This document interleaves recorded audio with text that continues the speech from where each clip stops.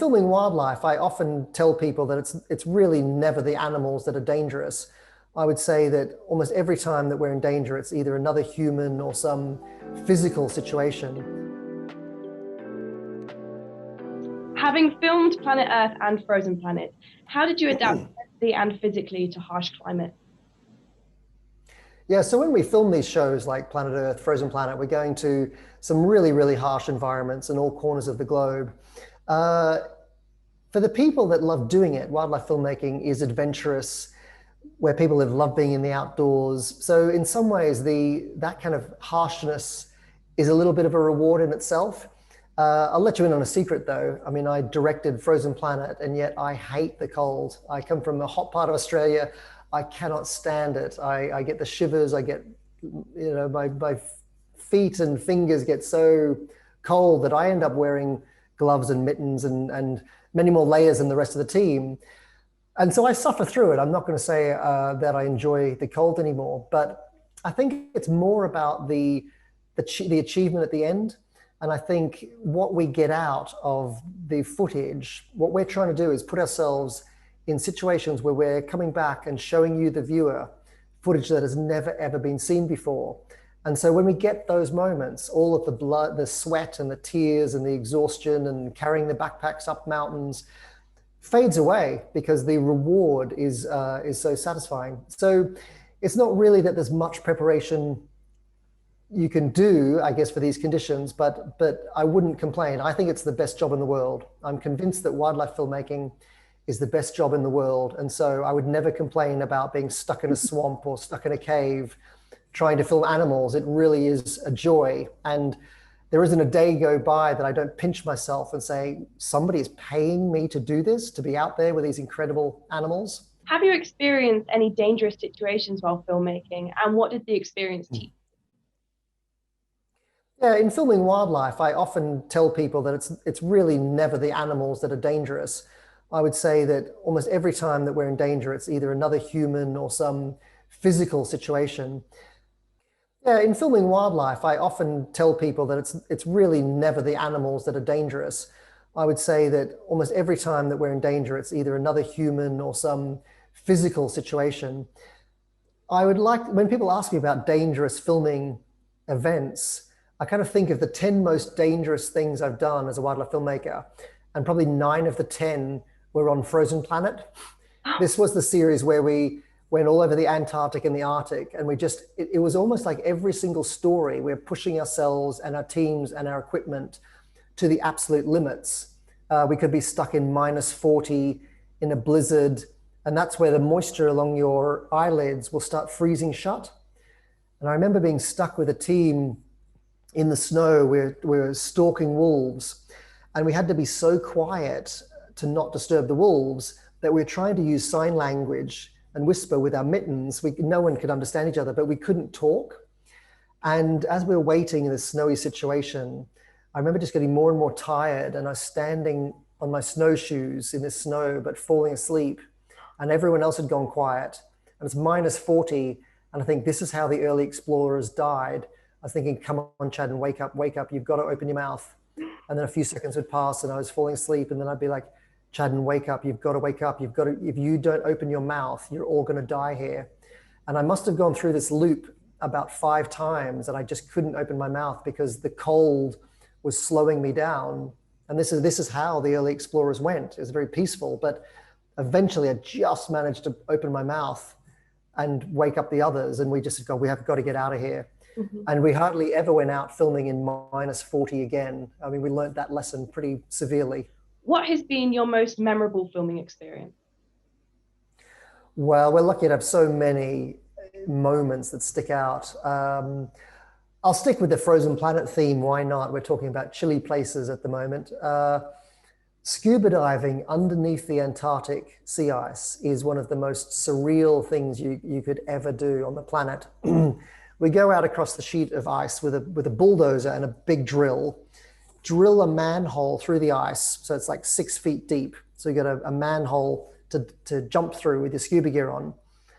And as you head down into the blue, the water underneath the ice cap is so crystal clear, like clearer than any water you see anywhere else on the planet. that you can see hundreds of meters to the bottom of the ocean or in the distance. And it's really, really surreal. It just disappears into this inky blue. And like once you're scuba diving under there, you've got this white ceiling which glows on forever to the horizon. So it feels like you're on a spacewalk beside a white planet. And I remember seeing a little bit of dust near my fingers or at arm's length. I thought it was little dust motes. And these little bits of dust got bigger and bigger. And I couldn't work out what it was or how far away it was. But the water was so clear that I started to realize these flecks of dust were actually emperor penguins coming up from the depths. And they'd gone on these dives to 0.5 kilometers depth where they go fishing. And they're coming up and they are enormous birds. They're 40 kilograms, like these big barrel torpedoes, these beautiful pointy beaks and the orange and white colors, the black and white shapes. And they came up from the depths and they had never seen humans before. And so they started circling us. And there's these huge torpedoes circling us. So it was really dizzying and we felt like we were in a snow dome. You're just floating there in midair, like on a spacewalk, with these spaceships, just dozens and dozens and dozens, just circling you and eyeballing you with this kind of white planet above you. And I just remember thinking, pinching myself through my dry suit and thinking, someone's paying me to do this, to scuba dive with penguins underneath the ice cap? So that was one of those moments that it was like an out-of-body experience. How have you witnessed the impact of global warming firsthand? Yeah, well, in a lot of the places we've traveled, we've seen, I guess, the environment change over the years we've been there. I think one of the most poignant moments for me was up in the Canadian Arctic, working with these Inuit hunters, who are very, very traditional hunters covered in their seal skins, and they've got their harpoons, and they go out on the sea ice to hunt seals every spring. So these Inuit go out on the sea ice to hunt seals every spring. And I remember standing on this pebbly beach, looking out at this dark Arctic ocean, just water in front of us, with this Inuit hunter. And he was standing there with his big furry boots on and his spear. And he just looked at me and he said, you know, every year for the last 40 years, on this day, I've stood out onto ice and walked out and gone hunting on ice across the horizon. And we just stood down and we're looking at his boots with these waves lapping at the fur. And it just was the most heartbreaking moment to think that his world, his life had changed so much that all of a sudden there was just no ice for him to go and hunt on. And that wasn't something that was a graph or something abstract or scientific data. It was somebody's real experience. And I think those stories from the field, the people who say, well, yeah, the ice used to be here and now it's gone there, those are the most powerful. You know, you really feel that, because you know, that person just telling you that it's changed in the time they've lived there. What is the biggest challenge we must overcome to be more sustainable? It's a really tricky question. We've got a lot of work to do as humans. I think the place that I see making the most amount of effort is really taking on corporations and politics, where the real power is. I think for a while now we've slightly been not sold a con, but I think the emphasis on the individual, which has been something we've been focusing on for decades now, has been part of the neoliberalism ideal. This focus on individualism has been part of the neoliberal ideal. And I think it's really made us, that whole adage of think globally, act locally, has made people focus on recycling in the home. And there's always this pressure as to, what can I do? What can I do? I should be recycling my cups or recycling my newspapers. And I sometimes do this experiment with an audience where I try to calculate how much time people spend recycling at home. How much time does your family spend? And people kind of think about the newspapers or the cups or the minutes, and we add the minutes to the hours and the days, and we work out how much time in a year, you know, the average home spends recycling. And then I say, well, how many minutes did anyone in your family spend writing to an MP? And most people look around blankly. And how many minutes did anyone spend writing to a corporation and asking them to change their behavior? And again, most people look around blankly. And that for me is the change that I'd really love to see us put more effort into. It's we live in a world now where social media gives us incredible amount of power, and we can have direct conversations with corporations and ask them to behave better, and especially celebrate corporations that are behaving better. It doesn't have to be negative. It's not a shame game.